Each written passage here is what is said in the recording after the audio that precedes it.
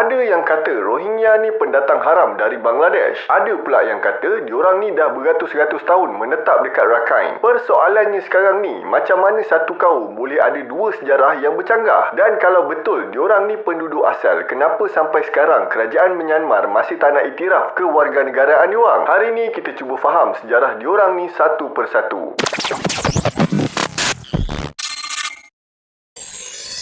Assalamualaikum dan salam laka bersejarah. Alhamdulillah kita dipertemukan sekali lagi dalam video hari ini. Nama aku Jack Winters dan memandangkan isu Rohingya tengah hangat sekarang ni, aku rasa terpanggil nak cerita sejarah Rohingya secara ringkas. Ringkas tak ringkas mana lah, panjang jugalah aku kena membaca. Sebelum aku start, aku nak share dekat korang yang channel podcast aku dah dijenamakan semula sebagai Borak Jam 10. InsyaAllah Borak Jam 10 akan mula bersiaran pada bulan Julai 2026 nanti. Jadi aku nak jemput korang semua subscribe channel YouTube Borak Jam 10 dan jangan lupa follow Instagram dan TikTok kita orang, type je Borak Jam 10. Nanti aku share link dekat description dengan pin komen.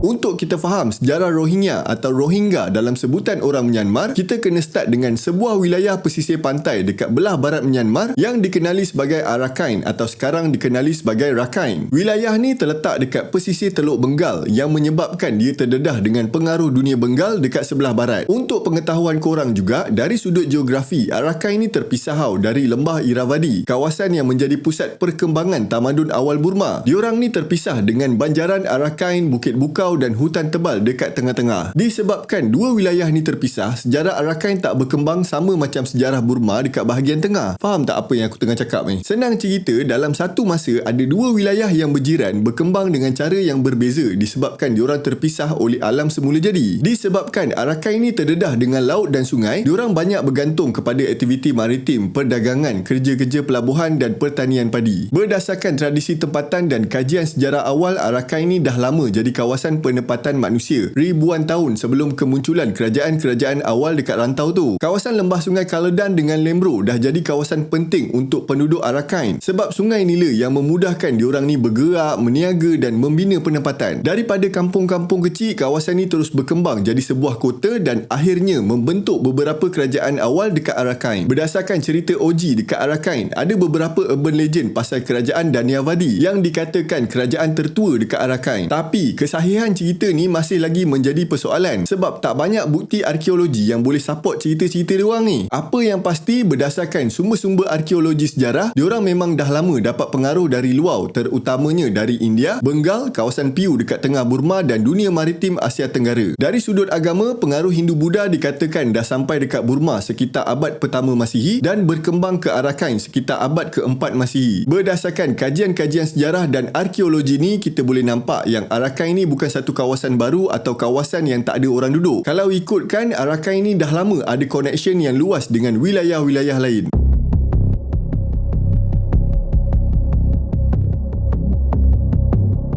Lepas kerajaan Daniavadi, pusat kuasa pemerintahan Arakan berkembang pula dekat Vesali. Okey, zaman Vesali ni penting tau sebab masa zaman ni lah terbentuknya asas penting dalam budaya klasik Arakan. Masa ni kita boleh nampak pengaruh dari India makin jelas dekat Arakan melalui agama, tulisan, simbol kerajaan, seni bina dan hubungan perdagangan. Tambah pula lokasi Arakan ni strategik. Dia dekat tengah-tengah laluan perdagangan yang hubungkan India, Bengal, Burma dan jaringan perdagangan Lautan Hindi. Disebabkan lokasinya dekat tengah-tengah, masyarakat Arakan ini tak terbentuk melalui satu bangsa atau satu etnik je. Masyarakat Arakan ini berkembang melalui campuran penduduk tempatan, pedagang luar, pelaut, pendeta, artisan, buruh, tawanan perang dan komuniti yang selalu pergi balik antara Bengal dengan Arakan. Masa zaman ni, manusia bebas nak bergerak pergi mana-mana je yang dia suka. Janji jangan mati je sebab dulu mana ada sempadan negara, immigration ke, pasport ke, semua ni tak payah. Disebabkan pergerakan manusia yang datang dari pelbagai background, Arakan ini dah jadi wilayah percampuran budaya. Benda ni yang membuatkan identiti Arakan ini tak sama dengan identiti kawasan-kawasan lain dekat Burma. Kepelbagaian budaya, bahasa dan kepercayaan ni banyak mempengaruhi sejarah diorang selama beratus-ratus tahun. Bila masuk abad ke-8 Masihi, datang pula pedagang Arab. Kalau ikut cerita OG lagi, ada satu kisah ni di mana Raja Arakan pergi selamatkan anak-anak kapal pedagang Arab yang karam dekat perairan Arakan. Daripada sinilah terbentuknya hubungan politik dan perdagangan di antara Arakan dengan tamadun Arab. Cuma kisah ni sekadar cerita orang lama, tak ada bukti bukti yang boleh sahihkan cerita ni. Tapi daripada kisah ni kita boleh nampak yang hubungan Arakan dengan dunia Islam ni dah lama wujud. Pengaruh pedagang Arab ni yang jadi salah satu faktor terbentuknya komuniti Muslim awal dekat Arakan. Maka identiti Arakan ni dah berkembang dengan campuran pengaruh Buddha, Hindu, Bengal, India dan Arab Parsi. Bila dah sampai tahap ni, kita dah tak boleh pandang Arakan ni sebagai wilayah Buddha atau wilayah Islam. Arakan ni adalah wilayah percampuran budaya dan agama, dan daripada sinilah lahirnya komuniti Muslim Arakan yang menjadi asas kepada identiti orang Rohingya moden.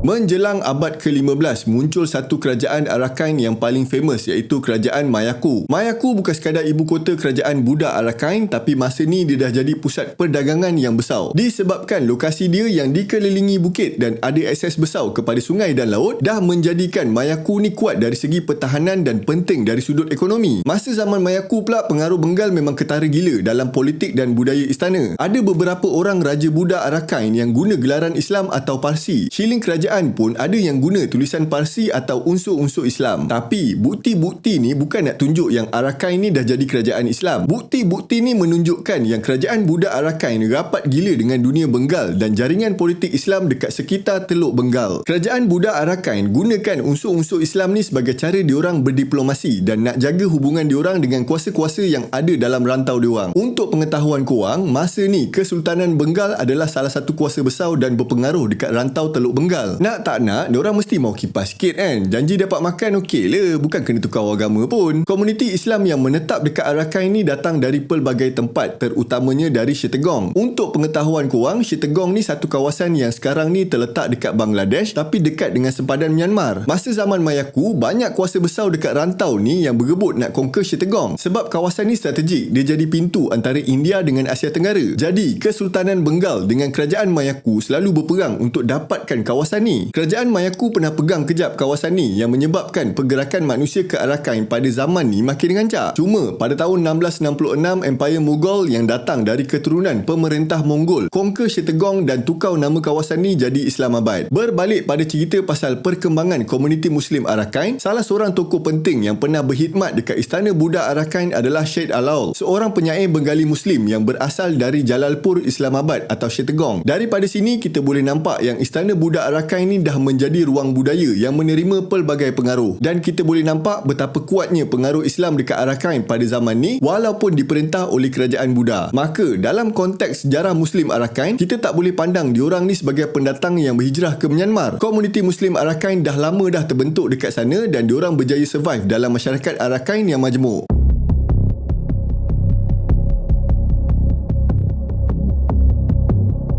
Titik perubahan besar dalam sejarah Arakan ini berlaku pada tahun 1784 bila kerajaan Burma dah conquer Arakan. Penaklukan Burma ni bukan sekadar tukar kerajaan tapi dah ubah nasib seluruh masyarakat Arakan. Pada peringkat awal, semua family Buddha, Muslim dan Hindu yang penting dalam kerajaan Arakan dipindahkan dari Myaku ke Amarapura, dan berlakunya tekanan politik yang terlampau keras dan penindasan penduduk yang terlampau kejam dekat Arakan. Kesan daripada tindakan kejam kerajaan Burma ni, ramai penduduk Arakan termasuklah komuniti Muslim Arakan terpaksa lari selamatkan diri. Kebanyakannya pergi cross Sungai Naf dan straight masuk Bengal. Untuk pengetahuan korang, masa ni Bengal dah duduk bawah kuasa British East India Company lepas Bengal kalah dalam Battle of Buxar. Jadi, bila dah ramai now orang Arakan yang jadi pelarian dekat Bengal, British pun letaklah pelarian Arakan ni dekat satu kawasan yang dikenali sebagai Cox Bazar. Nama Cox tu datang dari nama Hiram Cox, seorang pegawai British yang terlibat dalam penempatan pelarian Arakan dekat wilayah Bengal. Dekat sini pula dah menunjukkan yang perpindahan orang Arakan ke Bengal dah pun berlaku sebelum British conquer Burma dan Arakan. Benda ni mungkin korang tak faham sekarang, tapi tak apa, dengar dulu. Nanti kau faham kenapa aku highlightkan peristiwa-peristiwa ni. Dan pada tahun 1799, istilah Rohingya telah digunakan dalam catatan Francis Buchanan yang bertajuk A Comparative Vocabulary of Some of the Languages Spoken in the Burma Empire. Bahasa mudahnya, Buchanan ni buat kajian pasal bahasa yang digunakan oleh masyarakat dekat Burma. Masa itulah kali pertama perkataan atau istilah Rohingya ni digunakan. Cuma masa zaman ni, istilah Rohingya belum lagi jadi kategori etnik macam yang kita faham sekarang ni. Masa tu, istilah Rohingya ni digunakan oleh komuniti Muslim Arakan untuk explain yang diorang ni berasal dari Arakan.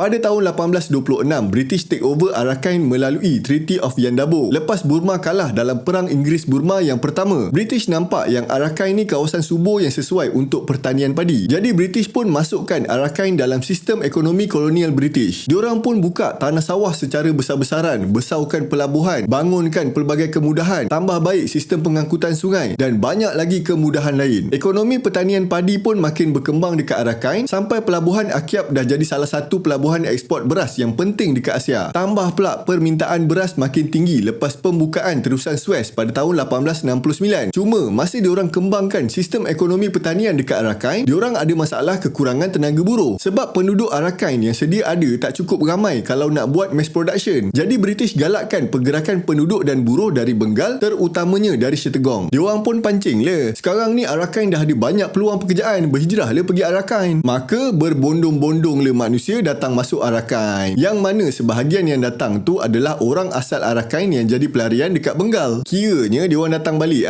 dekat tanah kelahiran diorang. Selebihnya tu memang orang Bengal yang datang sebagai buruh kolonial. Diorang ni pula ada yang datang bermusim tapi ada juga yang datang dan terus menetap dekat Arakan. Golongan yang menetap ni pula dah beranak pinak dekat Arakan dan generasi baru ni pun membesar dan bekerja dekat Arakan. Jadi walaupun nenek moyang diorang ni pendatang dari Bengal, mak bapak dengan anak diorang ni memang lahir, membesar dan bekerja dekat Arakan. Maka generasi-generasi baru ni dah anggap Arakan ni adalah tanah air diorang. Part ni pun aku nak tekankan sebab benda-benda ni yang buatkan sejarah Muslim Arakan dan isu kerakyatan Rohingya ni jadi kompleks. Sebelum British datang, diorang ni memang dah bercampur. Bila British datang, lagilah bercampur aduk sampai dah tak boleh beza mana orang Bengal, mana orang asal Arakan. Dekat mata orang British, bagi diorang benda ni biasa je. Kira macam pemindahan buruh dalam satu empire yang sama. Sebab macam aku cakap tadi, Bengal dengan Arakan ni dah duduk bawah jajahan British. Dan aku nak korang faham, masa zaman penjajahan kuasa besar Eropah, tak ada satu kuasa pun sangka yang diorang kena lepaskan tanah jajahan diorang satu hari nanti. Aku tak tahulah korang perasan ke tak, banyak negara jajahan Eropah dekat Asia ni dapat kemerdekaan lepas Perang Dunia Kedua. Jadi, sebelum Perang Dunia Pertama dan Kedua, British ingat dia boleh berkuasa selama-lamanya. Dan diorang anggap semua kawasan jajahan diorang ni adalah salah satu wilayah dalam pentadbiran British. So, tak pelik pun bila orang Bengal berhijrah ke Arakan untuk bekerja dan bina hidup baru. Dia lebih kurang macam mana tau. Dia macam orang Kelantan berhijrah pergi KL, orang Melaka berhijrah pergi JB, orang Kedah berhijrah pergi Penang. Lebih kurang macam tu konsep dia. Semua negeri-negeri ni tadi bawah pentadbiran Malaysia juga. Faham tak analogi yang aku bagi ni? Tapi dekat mata nasionalis Burma dan penduduk Buddha yang kekal bertahan dekat Arakan dari zaman sebelum kedatangan British, diorang anggap penghijrahan ni sebagai perubahan demografi yang boleh mengancam kedudukan diorang. Untuk pengetahuan korang, dari tahun 1881 sampai 1941, peratusan penduduk Muslim dekat Arakan dah naik mendadak. Pada tahun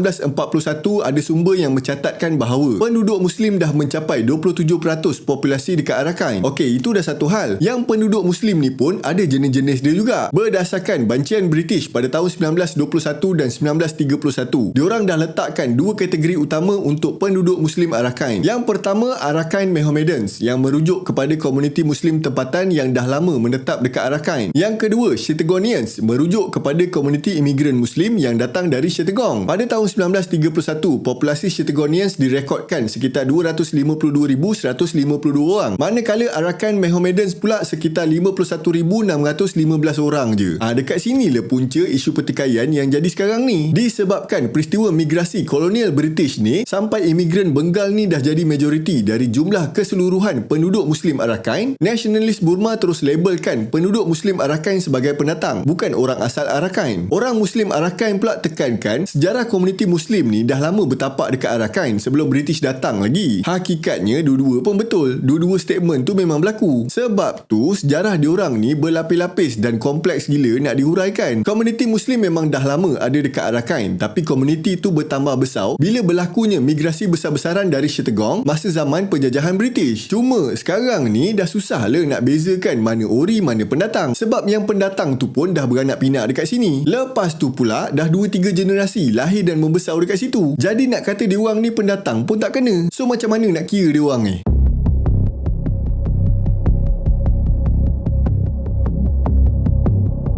Pada tahun 1942, tentera Jepun datang serang Burma yang menyebabkan pentadbiran British runtuh dekat pelbagai kawasan termasuk Le Arakan. Bila kuasa kolonial dah lemah, kekosongan kuasa ni terus mencetuskan keganasan antara komuniti yang dah lama berdendam antara satu sama lain. Sebahagian komuniti Buddha Rakhine dan nasionalis Burma bagi sokongan dekat Jepun sebab diorang harap Jepun boleh halau British ni keluar dari Burma. Majoriti komuniti Muslim dekat utara Arakan pula support British sebab diorang nampak yang kedudukan diorang lagi terjamin dekat bawah pemerintahan British. Ada juga sumber yang menjelaskan British pergi rekrut orang Islam Arakan untuk lawan tentera Jepun bagi pihak British. Nak menang punya pasal, British tabur le janji-janji politik dekat komuniti Muslim Arakan. Maka, luka yang sedia ada berdarah jadi makin parah.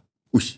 Bunyi macam pantun siap. Sebahagian nasionalis Burma dan penduduk Buddha Rakhine nampak yang komuniti Muslim Arakan ni sebagai pengkhianat sebab berpihak dengan British. Dari perspektif Muslim Arakan, diorang support sebab ini je pilihan yang diorang ada untuk dapatkan perlindungan dan kedudukan politik dalam kerajaan. Diorang memang dah lama tahu orang Burma ni tak suka diorang. Kalau British tak ada, matilah diorang ni. Jadi masa British tengah perang dengan Jepun, komuniti Muslim Arakan dengan komuniti Buddha Rakhine pun berperang sekali. Disebabkan perang saudara ni dari tahun 1942 sampai 1945, Arakan telah terbahagi kepada dua secara tak rasmi. Komuniti Muslim bergerak ke utara atau lompat terus pergi ke India atau Bengal. Sebahagian komuniti Buddha Rakhine pula lari pergi ke selatan. Dekat sini kita nampak Perang Dunia Kedua ni dah menyebabkan hubungan antara komuniti dekat Arakan ni dah makin retak. Tinggal tunggu pecah je.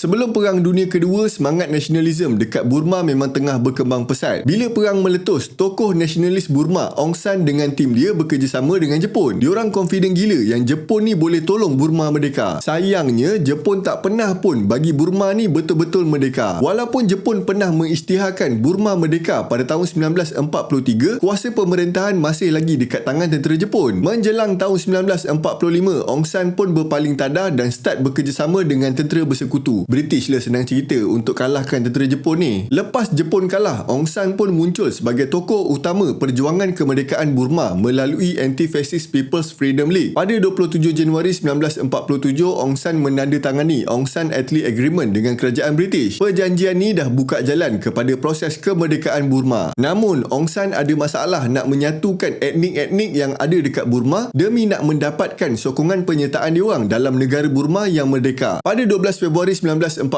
Aung San berjaya dapatkan sokongan daripada pemimpin etnik Shan, Kachin dan Chin melalui Perjanjian Panglong. Walau bagaimanapun, Perjanjian Panglong ni tak menyelesaikan semua masalah etnik dekat Burma. Komuniti Muslim dekat utara Arakan rasa macam diorang ni dipinggirkan masa dalam proses nak bentuk negara baru ni. Pada 19 Julai 1947, Aung San dan beberapa orang anggota kabinet dia terbunuh dalam satu serangan politik dekat Rangoon. Serangan ni telah dirancang oleh Usor, bekas Perdana Menteri Burma masa zaman British. Usor telah ditangkap, dibicarakan dan dihukum gantung pada 8 Mei 1948. Kesian Aung San, punya lama dia berjuang, lagi berapa bulan je Burma nak merdeka kena bunuh pula. Lepas kematian Aung San, UNO pula sambung proses kemerdekaan Burma. Pada 4 Januari 1948, Burma secara rasminya merdeka daripada British sebagai Union of Burma. UNO telah dilantik sebagai Perdana Menteri Burma yang pertama. Cuma negara baru ni lahir dalam keadaan yang rapuh tau. Ekonomi dah rosak sebab perang, pentadbiran negara pun belum stabil lagi. Konflik etnik makin meningkat dan perang saudara dah mula merebak. Bagi komuniti Muslim dekat utara Arakan, kemerdekaan Burma ni bawa harapan dan ketakutan pada masa yang sama. Perlembagaan 1947 dan Akta Kewarganegaraan 1948 masih lagi bagi ruang kewarganegaraan yang lebih luas kepada semua penduduk Burma yang memenuhi syarat-syarat yang diberikan. Cuma realitinya dekat lapangan ramai gila penduduk yang ada masalah dengan dokumen diorang. Ada yang rosak masa perang, ada yang hilang masa pindah, ada yang boleh lulus tapi pelaksanaan tu lewat. Disebabkan pentadbiran yang lemah, tak pun pegawai yang jaga tu tak suka etnik tu. Pada akhir 1940-an, sebahagian pemimpin Muslim dekat utara Arakan berharap kawasan diorang ni dimasukkan ke Pakistan Timur atas faktor hubungan agama dan geografi dengan Bengal. Sayangnya, Muhammad Ali Jinnah, pejuang kemerdekaan dan pengasas Pakistan, tak nak support tuntutan diorang. Yelah, member pun baru je merdeka. Itu pun ada masalah dalaman. Takkan nak cari hal pula dengan Burma. Tambah pula, Burma ni dah lama dah terpisah daripada pentadbiran British India. Disebabkan tak dapat sokongan Pakistan, Jamiatul Ulama dekat Mongdo minta status autonomi atau zon sempadan Muslim dekat utara Arakan. Tapi tuntutan tu pun ditolak. Penolakan nila yang jadi punca utama pemberontakan Mujahid dari tahun 1948 sampai 1961. Gerakan Mujahid ni memang dah lama dikaitkan dengan tuntutan autonomi Muslim dekat utara Arakan. Tapi diorang juga dituduh terlibat dalam serangan, penyeludupan dan kegiatan bersenjata. Apa pun jangan salah faham, bukan semua Muslim Arakan yang pilih jalan keganasan. Ada juga pemimpin Muslim yang pilih jalan politik untuk memperjuangkan nasib orang Muslim Arakan. Contohnya, Sultan Mahmud pernah berkhidmat dalam kerajaan UNO sebagai Menteri Kesihatan. Benda ni dah jadi bukti bahawa masa fasa awal kemerdekaan Burma, Muslim Arakan masih ada ruang politik dalam negara Burma. Pada akhir 1950-an, istilah Rohingya atau Rohingya mula digunakan dengan lebih tersusun dalam penulisan pertubuhan dan juga wacana politik. Pada bulan Mei 1961, kerajaan UNO wujudkan Melayu Frontier Administration yang meliputi Mongdo, Butidong dan sebahagian Rathdong. Bagi majoriti orang Rohingya, pentadbiran ni dah dianggap sebagai pengiktirafan penting terhadap kedudukan diorang dekat utara Arakan. Sayang seribu kali sayang, ketenangan dan keamanan yang diorang dapat tu tak berkekalan. Tak lama lepas tu, Burma pun masuk ke zaman pemerintahan tentera dan nasib orang Rohingya terus berubah jadi gelap. Makin gelap sampai apa pun tak nampak. Cuma kalau korang nak tahu apa dah jadi, korang kenalah tunggu next video. Kalau korang ada apa-apa nak cakap, dipersilakan tulis dekat ruangan komen. Aku nak minta maaf kalau ada kesilapan atau kekurangan dekat mana-mana. Terima kasih sebab sudi meluangkan masa. Semoga kita dipanjangkan umur untuk berjumpa lagi dalam video yang seterusnya. Assalamualaikum dan salam Melaka bersejarah.